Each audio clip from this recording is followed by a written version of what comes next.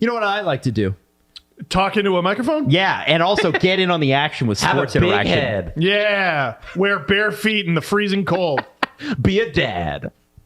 Friggin' wear V-necks that are actually It's not a V-neck, okay? Sorry. Sports interaction. NHL, NBA, MLB, so much more. It's the friend I don't have, clearly.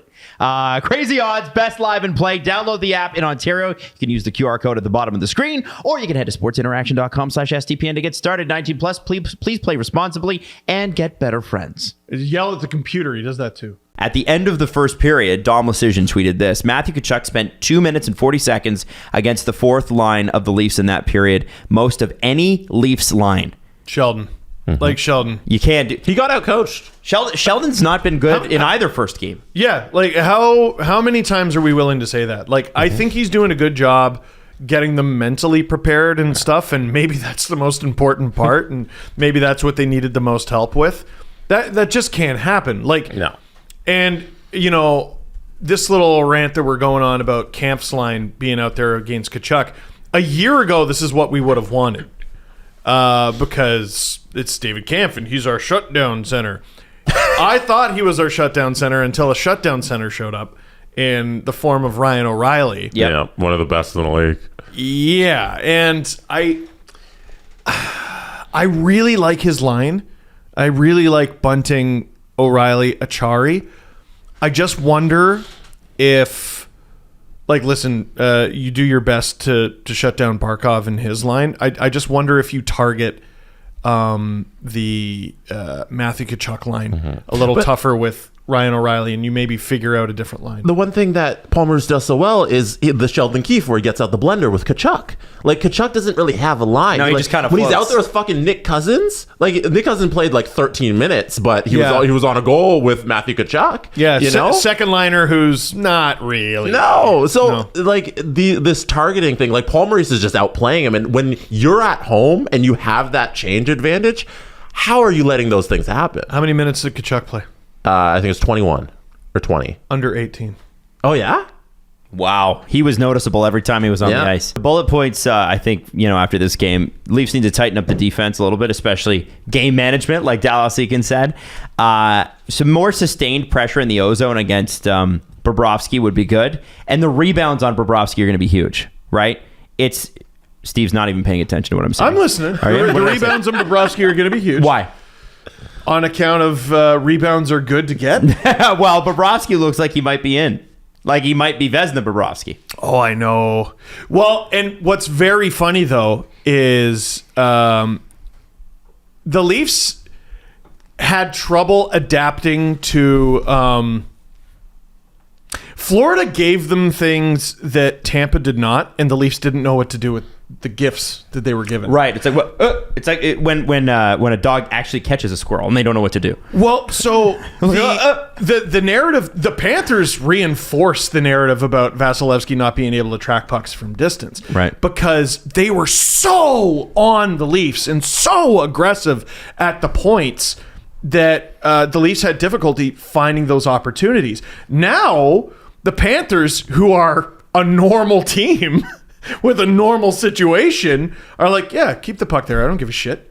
You're as far away from the net as you could possibly be. I don't give a shit. Take that stupid shot. We'll block it or stop it. What the fuck are you doing? Go ahead. And now, the Leafs, were then like, I guess we should do something else. So my question for both of you is, do they? And I'm saying this because, again, it's become apparent that Giordano is useful, but they need to manage his minutes. Do they go back to 11-7? Do you guys go back to 11-7 if you're Keith? Gustafsson, you get him in. He's got a little more speed on the back end. So here's why I think you definitely consider that. The fourth line got filled by Matthew Tkachuk. Now here's the problem, though. Don't match the fourth line with Matthew Tkachuk? Well, there's that. Maybe don't intentionally do that? Especially when you have fucking home ice, But here's the problem. It's game 1. We're heading into game 2. It's a long series. One thing Matthew Tkachuk said, I mean, what a confident guy. Mm-hmm. He seems like a new man in Florida. Not that he wasn't really this in Calgary, but he feels more at home. Yeah, big time. He was talking about, and I've never heard someone speak about the Boston Bruins like this. He said in overtime of Game 7, the Bruins, in not so many words, didn't want the Sam Bennett smoke.